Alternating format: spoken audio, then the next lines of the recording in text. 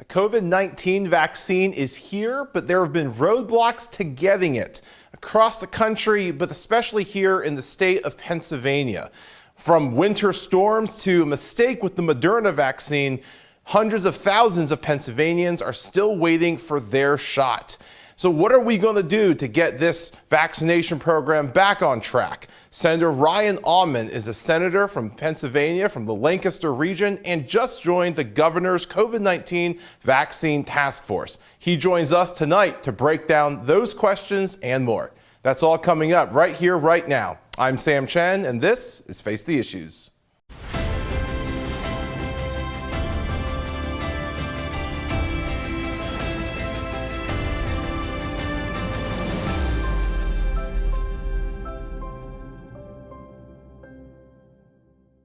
Good evening and welcome to Face the Issues. I'm Sam Chen. The COVID-19 vaccine is here. Operation Warp Speed has been a success, delivering us 2 vaccines, a third on the way in less than a year. But there have been issues with its rollout all over the country, but especially here in our home state of Pennsylvania. Senator Ryan Aument is a senator from the Lancaster area of our state, and he has recently been appointed to the governor's COVID-19 vaccine joint task force, and he joins us here tonight. Senator, thank you so much for taking the time to be with us. Sam, it's good to be with you. Thanks for having me on. Absolutely. And before we even get into this, a lot to cover tonight, but before we get into this, it has been a crazy year health-wise for everyone across the state. For you as an elected official, certainly a bit crazier. How are you and your family doing? We're doing well. Thanks for asking, Sam. I have shared with many folks, my church family and constituents who've asked. This has been by far the most challenging stretch of time that I've served in elected office over the last year. This COVID pandemic, the response to COVID, going into the 2020 election, the aftermath of the election, and now this mass vaccination rollout. But I'm blessed. My wife and children are doing well. We have my mom who lives here with us, and we're doing well, but it has been a challenging time. Yeah, well, I'm glad to hear that you and your family are doing well, and we thank you for your continued service. Getting into the issue, Senator, obviously this week, every week they rank the states. There's not a prize involved, but we are currently ranked 44th out of 50 for COVID, the rollout of the vaccine. This is getting worse. 2 weeks ago, Pennsylvania was 39th. Now, there's some things that are just not changeable. At the start of any vaccine rollout, there's going to be more demand than supply. That's just a simple fact of the way these things roll out. The weather. We cannot predict the weather. I realize Punxsutawney Phil is a Pennsylvania resident, but we can't change the weather and how it impacts this. But there have also been issues, and to date, Pennsylvania has distributed less than 70% of the vaccines that we do have. What has been causing this logjam with the rollout? The good news is I think we're turning the corner, and I'll get into that in a minute, I'm sure. That number, the vaccination distribution rate, first dose administration rate is improving. But there is no question that Pennsylvania has not been doing well. And I'm pleased the governor has taken the step to pull together a legislative task force to finally involve the input, to include the input of the General Assembly, to bring more voices to the table, put together a strategic plan. Certainly, the supply is the foundational issue. The supply that's been allocated by the federal government to the state, that supply is the demand far exceeds the supply that's available, as you've talked about. But there are other issues that were here.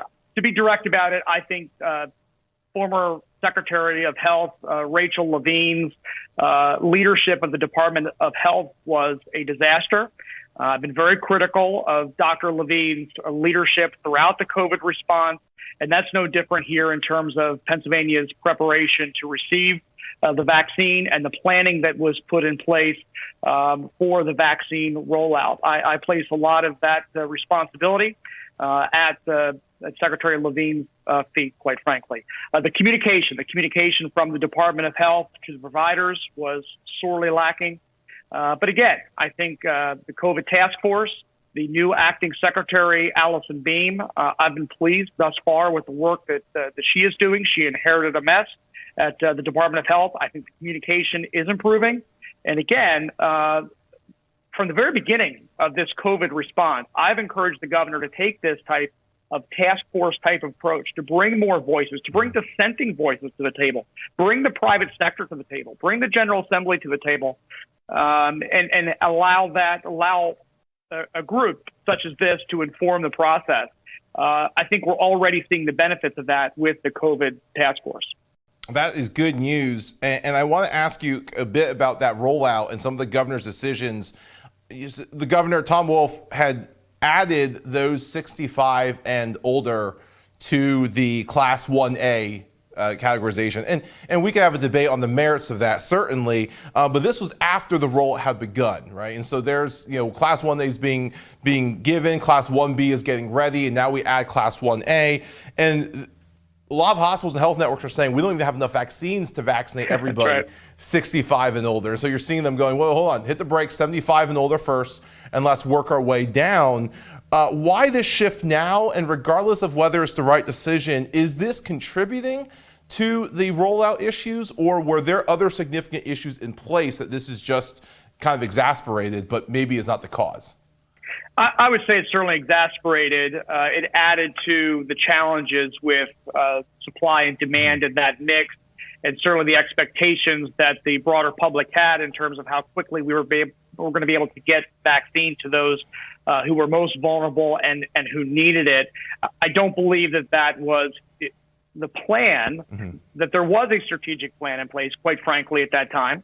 I don't believe that was effectively communicated. What the task force has done since we began our work 2.5 weeks ago was to put in place an interim plan to get through the challenges in the near term, but then to develop a strategic plan to put in place a transparent allocation model in terms of how the vaccine is distributed from the state to the counties, to the regions all across the Commonwealth, to establish clear benchmarks to measure, to define success and metrics to demonstrate success, to measure achievement, and to put in place a communications plan.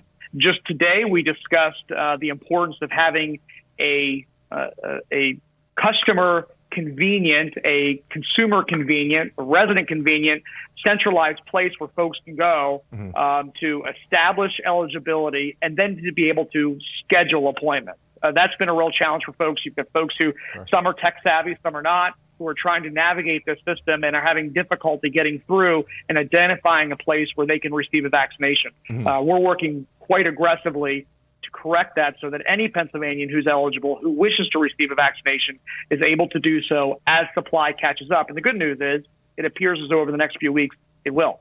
Yeah, absolutely. And we had Dr. Brian Nestor, CEO of Lehigh Valley Health Network, on the show just a few weeks ago, said the same thing, that the early stages we can expect the supply to lag behind demand, but as we reach into the spring months, we're going to see that catch up.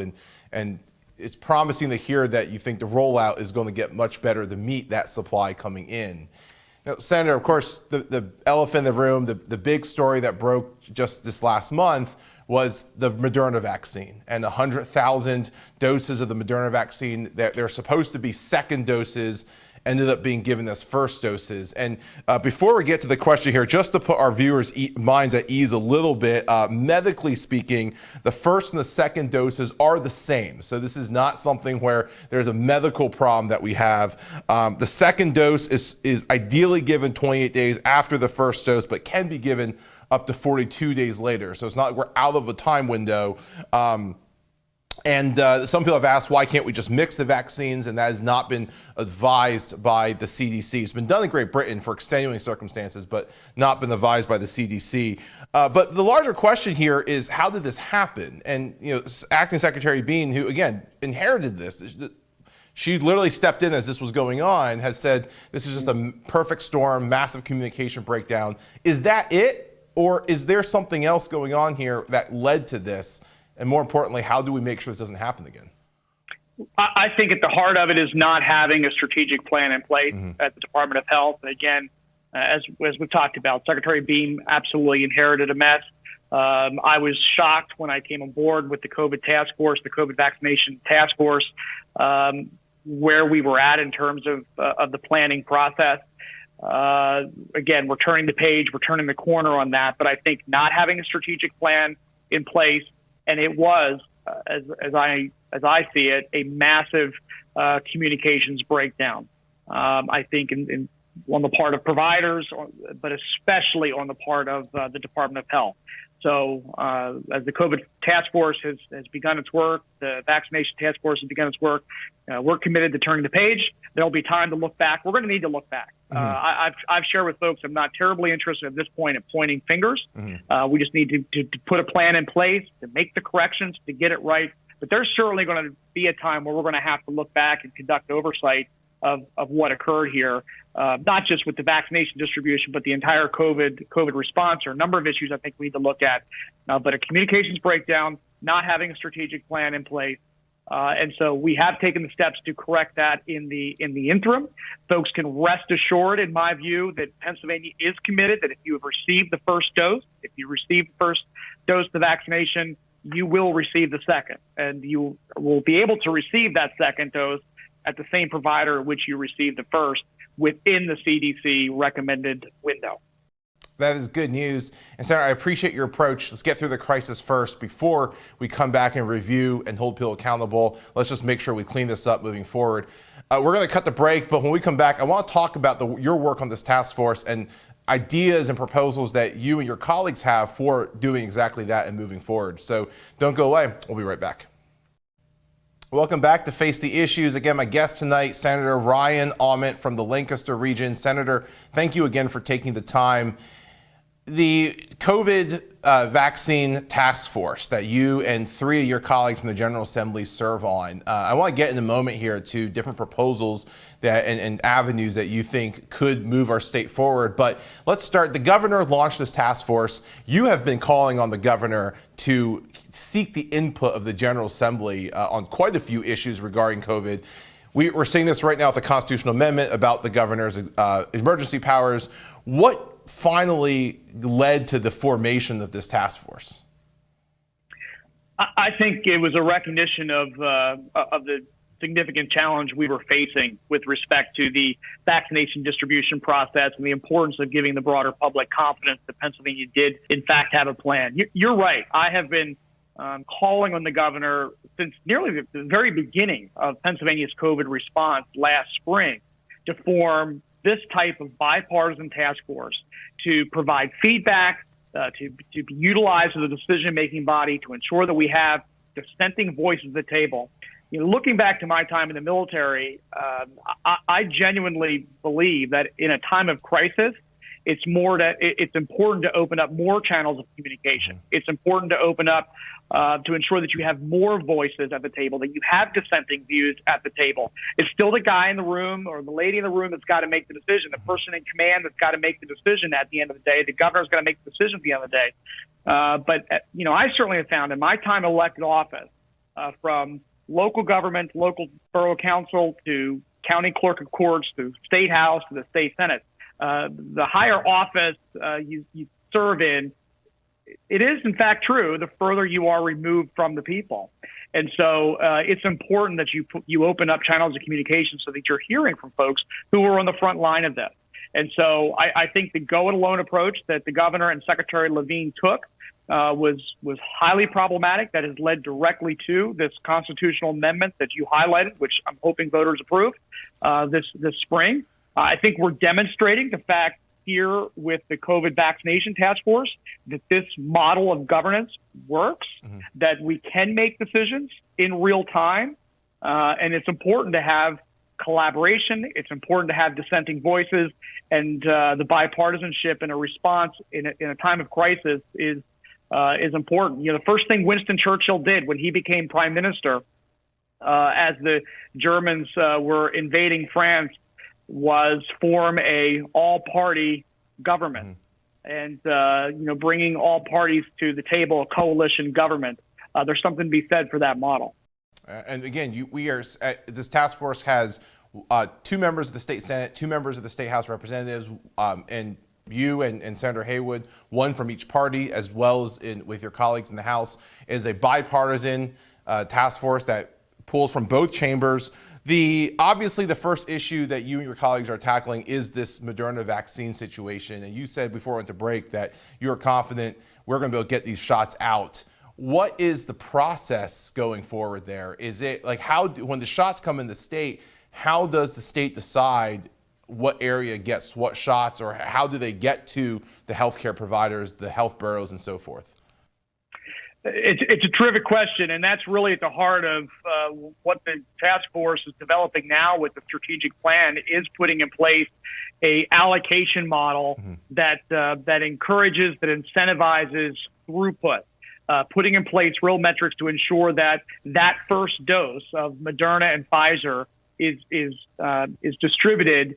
80% of all of those that are received are distributed within 7 days, and then that we stick precisely to the Operation Warp Speed timeline schedule for that second dose. This is essential even as we increase supply.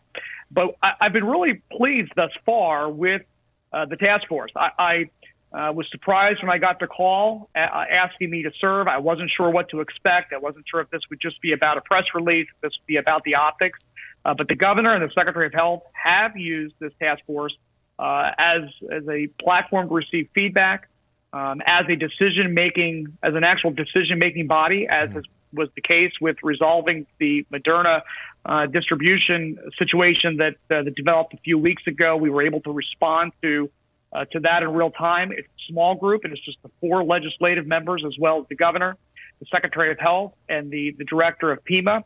And we put in place just a couple of key steps to ensure that we were getting providers, we were communicating effectively with providers, getting providers on that necessary timeline to get, again, 80% of the first dose in the arm, within 7 days, to ensure that we are aligned with the Operation Warp Speed timeline, that we're giving providers the ability to flex, as you talked about earlier, between the 28 to 42 days effectiveness.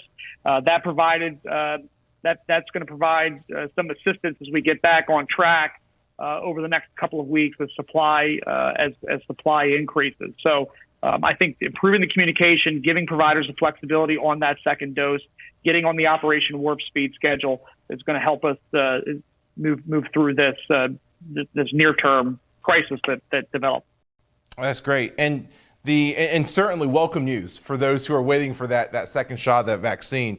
Now, obviously, we moved past the Moderna situation. You guys seem to be you have a plan in place. Moving forward, it wasn't like Pennsylvania was at the top of the list distribution-wise before the Moderna situation happened.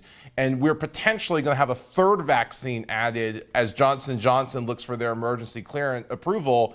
What's the strategy and plan going forward with potentially 3 vaccines now? Yes, that's certainly going to help. Having the Johnson & Johnson, which is a one-shot vaccine, we do anticipate having supply within the next number of weeks, we're being told, with the increase in the Moderna and Pfizer vaccine. That's going to help. I think it's incredibly important that we improve the effectiveness and the efficiency of our system. Many counties, many regions such as Lancaster, are developing mass vaccination sites. That, I believe, has the potential to get vaccine out to all those who want it in a much more effective and efficient manner. I'm really excited about the Lancaster County plan.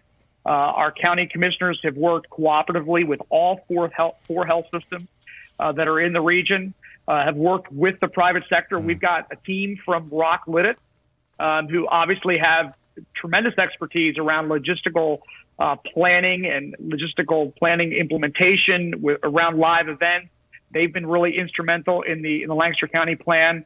So the development of these mass vaccination sites, more sustainable, large-scale clinics, but then being very strategic about going out to those folks who can't or shouldn't go to a mass vaccination clinic. An example of that is we have many all across Pennsylvania, but certainly in Lancaster County, many nursing homes that are co-located with independent living facilities, CCRCs. And we don't want those folks. It doesn't make sense for those folks in the independent living to come to a mass vaccination site. They're living at a safe, secure facility, a facility that already has the capability to distribute the vaccine. that has the parking that's available. So we want to make sure that we're driving vaccine out to locations such as that. So what we're doing in the near term is we're actually reducing the number of providers to be more in line with the supply that is available, so that we can drive throughput, drive efficiency, and then as the supply increases, to increase the number of providers, and then eventually get to a system where this is eventually going to transition back to the system as it existed prior to COVID, where you are scheduling with your primary care physician or your pharmacist to receive vaccine. But reducing the number of providers, driving throughput, make sure we're rewarding performance, the mass vaccination sites, and developing an allocation model that is transparent based on a population, based on the population over 65, based on the COVID infection rate, and based on the COVID death rate. A very clear, transparent formula to distribute vaccine to counties. Oh, that's fantastic. And Senator, what's the benchmark then? So you are putting these plans together. When you look back on this, what's the benchmark of success? Where do you and your colleagues say, yes, we pulled this off, this was a successful operation?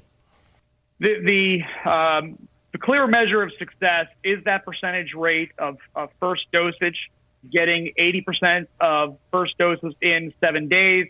The second dose, the percentage of Pennsylvanians in each phase that are vaccinated. We're certainly very interested in how we compare to states around the country. We should care that we rank in the lower portion of states, and we certainly want to drive that up over time. So we're closely looking, taking a very close look at that. Well, that's fantastic. Senator, thank you again for your insights and your time. Don't go away. We'll be right back.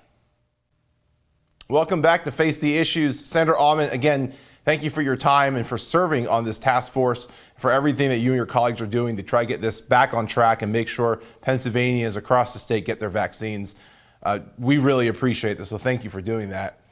I do want to, as you know, we like to spend this last segment kind of getting to know our guests a little bit outside of the world of politics. And Senator, you have a fantastic family. We've known each other for a little bit, and I've had the privilege of seeing you post about your family on social media. I know they are your pride and joy.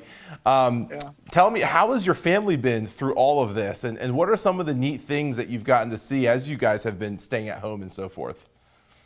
Yeah, they're a refuge. You know, I share with folks all the time. I come home to my kids. I have a fourth grader. Jack is 10. My daughter, June, is in first grade. She's 7. They both attend Mount Calvary Christian School outside of E-Town. My wife, Kate, teaches there. And I've shared with folks that, you know, when I come home at the end of the day, and I'm with my kids, I'm with my family, but particularly my kids, they know me only as one thing. They know me as Dad.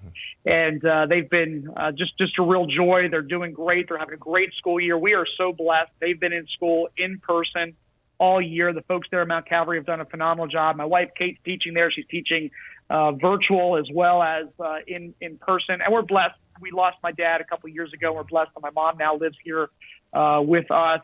And she's been a tremendous help to our family as we've been home and been just the activity level around the COVID response, my job, my wife's work teaching. Mom's just been a real blessing and been a real help to us. But we're doing well. You almost had a special guest appearance, my kids, by the way. They just got home from school a couple of minutes ago. So you may, if you see one or two run by, I'm sorry. No, it certainly makes things more lively. That's for sure. Now, yeah, that's right. That's right.